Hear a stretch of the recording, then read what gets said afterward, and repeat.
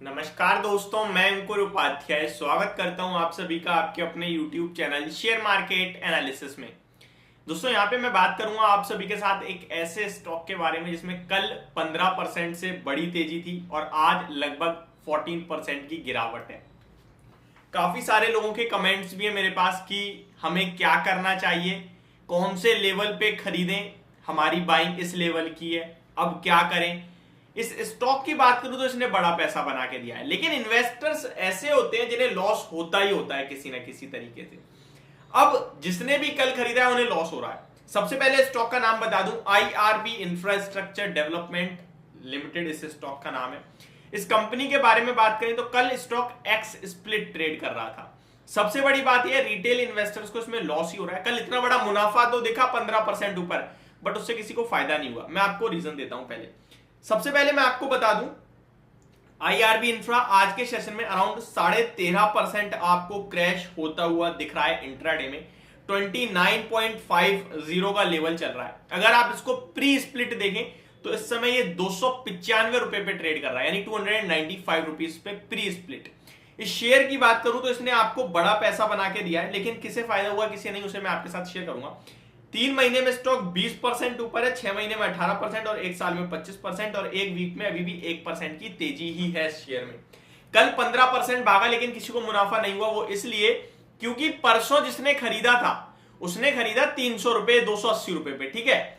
Stock कल भागा लेकिन उनके पास जो 1 के 10 शेयर होने थे, यानी कि 10 की फेस वैल्यू से 1 की फेस वैल्यू पे आया स्टॉक। फॉर एग्जाम्पल किसी ने परसों 300 रुपए पे 1 शेयर लिया, कल उसका 30 रुपए पे 1 शेयर रह गया, बचे हुए 9 शेयर उसके पास अभी तक डीमेट ही नहीं हो, तो वो बुक ही नहीं कर पाएगा प्रॉफिट। सिंपल सी बात है। अब वो प्रॉफिट बुक नहीं कर पा रहा, आज शेयर नीचे आ गया तो उसे क्या मुनाफा हुआ? कोई मुनाफा नहीं हुआ। समझ, एक बार दोबारा रिपीट करता हूं। परसों मान के चलो आपने प्री स्प्लिट शेयर खरीदा, 300 रुपए का भाव में लेके चलता हूं राउंड फिगर में, 300 रुपए पे आपने 1 शेयर खरीदा। कल वो शेयर की कीमत रह गई 30 रुपए, भागा 15-34 रुपए आपको स्क्रीन पे दिखा, लेकिन आप बेच पाओगे क्या? नहीं, क्योंकि आपकी पोर्टफोलियो में 1 शेयर दिख रहा था। एग्जैक्टली होने कितने चाहिए थे? 10 शेयर, लेकिन 10 हुए नहीं, 1 ही है। बचे हुए 9 शेयर्स आपके डीमेट में भी क्रेडिट हुए ही नहीं होंगे, तो आप बेच ही नहीं पा रहे होगे उन्हें, तो आप प्रॉफिट बुक नहीं कर पाओगे। आज स्टॉक का भाव गिर गया, आपका भाव वहीं का वहीं आ गया, इनफैक्ट 300 वाला 295 हो गया, तो आपको भी लॉस होने लगा डायरेक्टली। तो मेरे पास कमेंट भी आया था, मैंने बताई भी दी ये सारी चीजें कि डीमेट में क्रेडिट होने में 4 से 5 ट्रेडिंग सेशंस लग जाएंगे। अब सबसे बड़ा सवाल ये होता है कि इस शेयर में क्या करें, आप क्या यहां खरीदें, गिरावट में एवरेज करें या फिर निकल जाएं।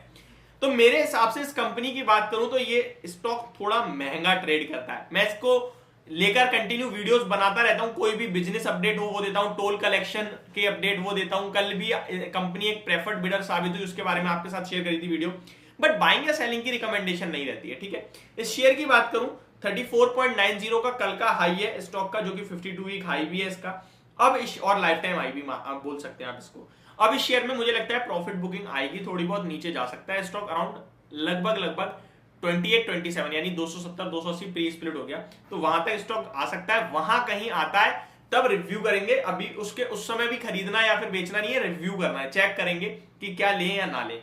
सेकंड थिंग, काफी सारे निवेशक ऐसे हैं जिन्हें ये चीजें अभी समझ में नहीं आती हैं, जो बिल्कुल बिगिनर्स होते हैं। मैं उनके लिए एक छोटी सी बात बोलूंगा। मेरे पास कमेंट पे आया था कि भाई हमारे शेयर्स 10x हो जाएंगे, तो मैं आपको बता दूं आपके शेयर्स तो 10x हो जाते हैं, लेकिन प्राइस डेप्रिशिएट हो जाता है सेम रेशियो में। किसी भी कॉर्पोरेट एक्शन से लाइक बोनस और स्टॉक स्प्लिट से फाइनेंशियल चेंज नहीं होता, केवल नंबर ऑफ शेयर्स में बदलाव होता है, कोई फाइनेंशियल चेंज नहीं होता है। फॉर एग्जाम्पल आपके पास 2000 रुपए का एक नोट हो या फिर 200 रुपए के 10 नोट हो, कोई फर्क नहीं होगा, वैल्यू दोनों की 2000 है, नंबर ऑफ नोट्स बढ़ गया। इसी तरीके से स्टॉक स्प्लिट और बोनस काम करता है। एक और चीज मैं आपको बताऊंगा इसी बीच में, फिर ये होता क्यों है? ये इसलिए होता है ताकि स्टॉक की लिक्विडिटी बनी रहे। काफी सारे लोग ये भी कह सकते हैं भाई 300 रुपए का शेयर था, सस्ता ही था, क्यों स्टॉक स्प्लिट करा? तो कंपनी के मैनेजमेंट का ऐसा मानना था कि मैक्सिमम शेयर्स जो है वो ब्लॉक्ड है, यानी कि प्रमोटर्स के पास है, एफआईआईज के पास है, डीआईआईज के पास है, तो वो लगभग 70-75% जो है ऐसा है जो लिक्विडिटी नहीं होता। अब ये प्रमोटर्स तो रोज खरीद बेच करते नहीं है, तो लिक्विडिटी कम हो रही है, तो वो जो पब्लिक के पास है उसकी लिक्विडिटी बढ़ाने के लिए उन्हें छोटे भाव में कर दिया। अब पहले 1 शेयर था, अब 10 शेयर हो गए, वो बट गए ना, तो ये इस तरीके से इन्होंने इसलिए लिक्विडिटी बढ़ाने के लिए कहा। एक मेजर डिफरेंस जो होता है स्टॉक स्प्लिट और बोनस में वो ये होता है, स्टॉक स्प्लिट कोई भी कंपनी कर सकती है, जो कि IRB इंफ्रा ने करा है।